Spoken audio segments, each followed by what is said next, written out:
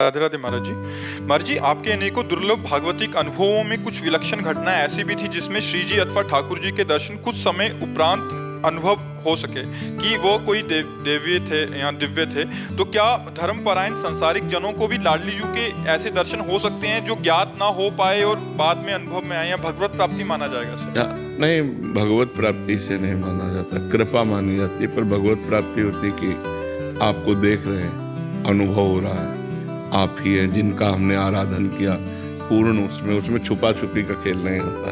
ये छुपा छुपी का खेल भगवत लीलाएं होती रहती हैं अपने दासों के साथ, पर साक्षात्कार ऐसे छुपा छुपी से नहीं होता। साक्षात्कार उसे माना जाता है नजरों से नजरें मिल रही, पूर्ण देख रहे हैं, बात हो रहे, भगवान की कृपा का अनुभव हो रहा। मेरे भगवान मेरे सामने खड़े, वो मेरे भगवान थे ऐसा नहीं होता। भगवान है, सामने अनुभव होता है। तो ये पहली बात तो भगवान किसी के साथ कर सकते हैं, उनका तो कोई नियम है नहीं कि भगवान आपसे नहीं मिल सकते। आप क्या नियम है भगवान से मिलने का?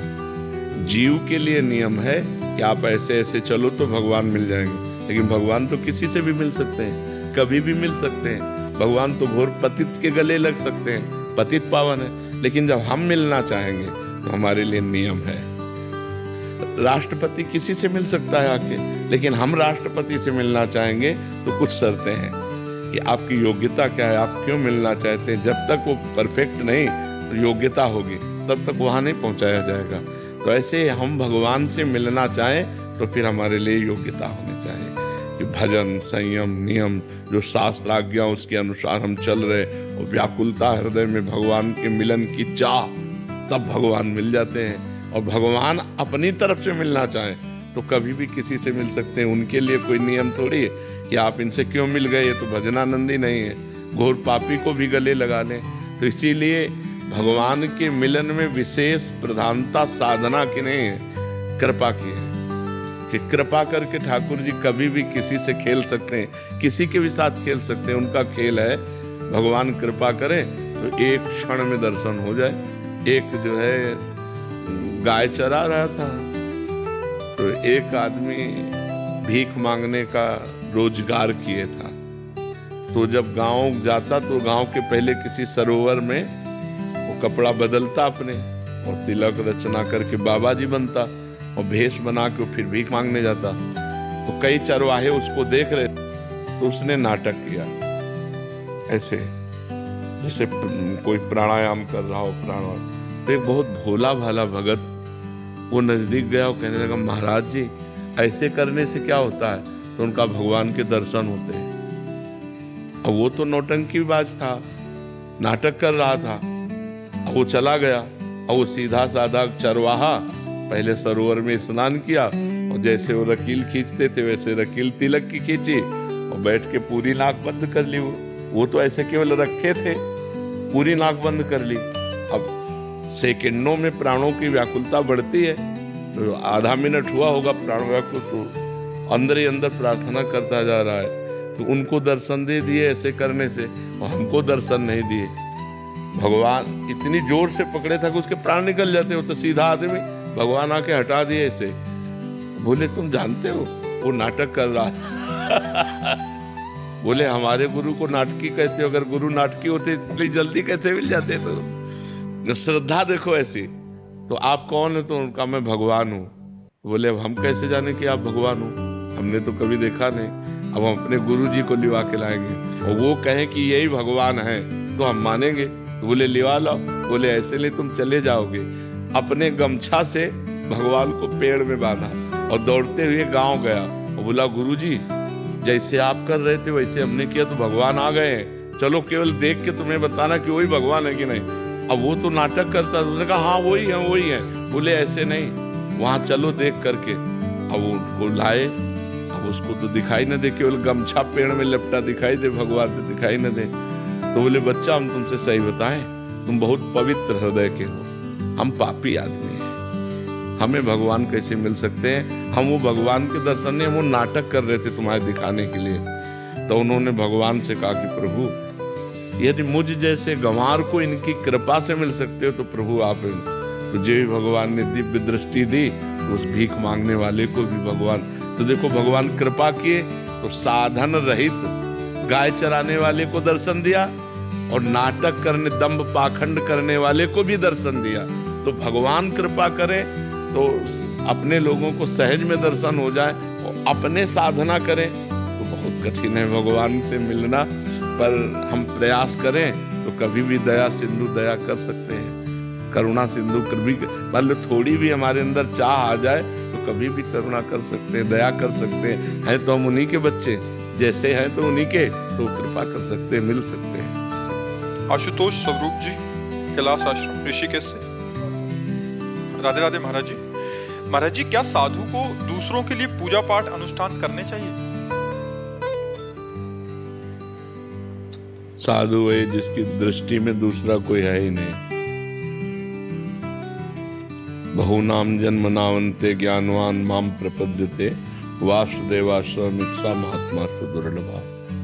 जब तक जड़ चेतन जग जीव जत सकल राम मैं जान, ये अनुभव नहीं हुआ तब तक हमें और कोई कार्य नहीं करना, पहले यही कार्य करना है, पहले अपने को जीवन मुक्त करना है। जब जीवन मुक्त हो गया तो सर्वत्र भगवान पे क्या अनुष्ठान करना, किसके लिए अनुष्ठान करना, कोई दूसरा है ही नहीं, एक परमात्मा मात्र है। तो ये तो पुरोहित कर्म हो जाएगा, साधुता थोड़ी है, ये तो पुरोहित कर्म हो जाएगा। भक्तों के अनुष्ठान कराना, पूजा पाठ, फल रुपया पैसा लेना, वो पुरोहित कर्म है, वो साधुता नहीं। साधुता में उदर पोषण के लिए माधुकरी वृत्ति, आकाश वृत्ति, ऐसे वृत्तियां, अजगर वृत्ति, ऐसी पवित्र वृत्तियां धारण की गई हैं। बड़े लोग जैसे हैं कि जो प्रभु दे दे उसी से पालन होता है, न मांगना है, न कहीं दान पेटी है, न कहीं कोई फीस है। भगवान जो हमें दे देंगे उसी से हमारा भरण पोषण खूब चल रहा है। या माधुकरी वृत्ति, 4-5 घर मांग ली। साधु को किसी को भय दिखा करके या किसी अनुष्ठान करा करके या कोई कार्य करके ये भरण पोषण करना साधु की वृत्ति नहीं है, ये तो सब पाखंड है। चाहे महाराज जी वो अगर पंडित से ही हो, अगर जैसे पंडित कुल से हो तभी भी नहीं कर सकता।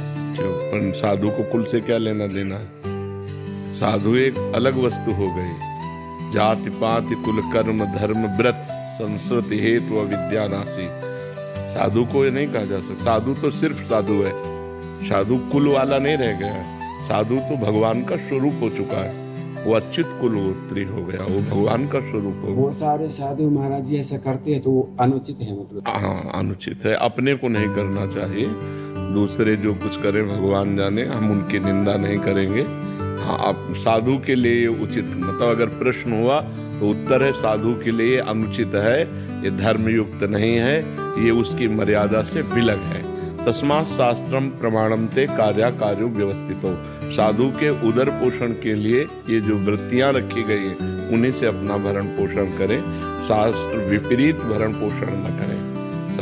अब आपके पास वस्त्र नहीं है, किसी ने देखा दे दिया तो लपेट लिया, नहीं है तो दिगंबर घूम रहे हैं। हमने तो अपने आप को भगवान को दे दिया है। अगर वो वस्त्र मिल रहा है, हम किसी से वस्त्र मांगेंगे थोड़ी।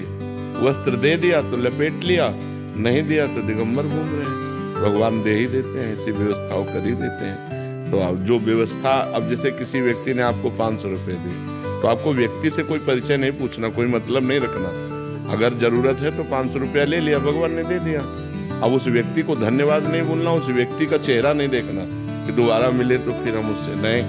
निरपेक्ष वृत्ति रखनी चाहिए। निरपेक्षम मुनिम शांतम निर्वैरम समदर्शनम अनुब्रजाम्य हम नित्यम पूये त्यंगुरेण। जो निरपेक्ष है, किसी की अपेक्षा नहीं रखता, जो मननशील है, जो निर्वैर है, जो शांत है, जो समदर्शी है, वही साधु है। उसी की चरण रज के लिए भगवान कह रहे अनुब्रजाम्य हम नित्यम पूये त्यंगुरेण भी। तो साधुता एक बहुत सिंहवत है। चाह मिटी चिंता मिटी मनुआ बेपरवाह। किसी के अनुष्ठान कराने की जरूरत थोड़ी है, वो देख ले तो पवित्र कर दे समाज को। उसके शरीर से वायु निकल कर दूसरे शरीर को स्पर्श करे तो पवित्र कर दे। सुमिरन नाम पवित्रति दरस परस अगनास मम भक्ति युक्तो भुवनम पुनातु सतरति सतरति सा लोकांता देती तीर्थी कुर्वन्त तीर्थानि। ये साधु है। साधु का जो स्वरूप है तीर्थी कुर्वन्ति तीर्थानुष्ठान थोड़ी कराता है, उसके दर्शन इस पर संभाषण मात्र से लोग के लोग पवित्र हो जाते हैं। महाराज जी मैं